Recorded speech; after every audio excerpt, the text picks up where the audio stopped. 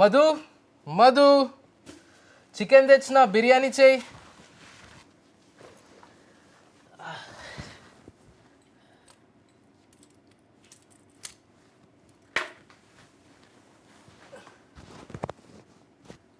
మామగారు మీరా, ఎలా ఉన్నారు?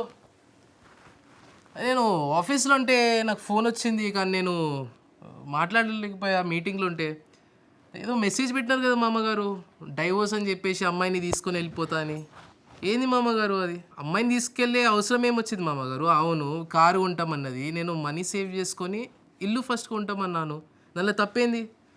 నలుగురితో బయటకు వెళ్ళకని చెప్పింది. ఈ సొసైటీలో మనము ఫ్రీగా మూవ్ అవ్వాలంటే నలుగురితో అట్లా సోషలైజ్ కావడం తప్ప మామగారు? ఏంది మధు చెప్పవేంది? పెళ్ళి 1 సంవత్సరమే అయింది, ఇప్పుడిప్పుడే అర్థం చేసుకోవడం స్టార్ట్ చేస్తున్నాము. ఇంతలోపు సరి చెప్పేది వదిలేసి మీరేంది మామగారు ఇలా విడాకులు అని చెప్పేసి? మామగారు మధు అంటే నాకు ప్రాణం.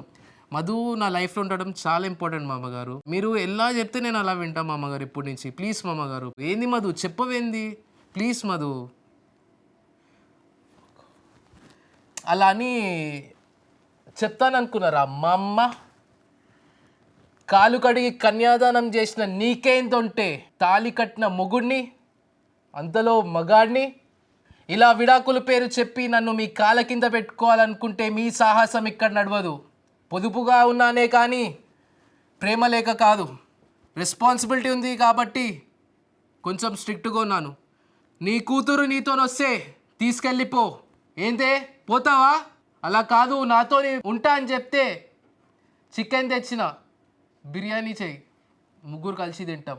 లేదా బిర్యానీ చెయ్యి, వెళ్ళిపోండి, నేను మాత్రమే తింటాను. బయటకు వెళ్ళి వస్తున్నా, మీరు ఆలోచించుకో.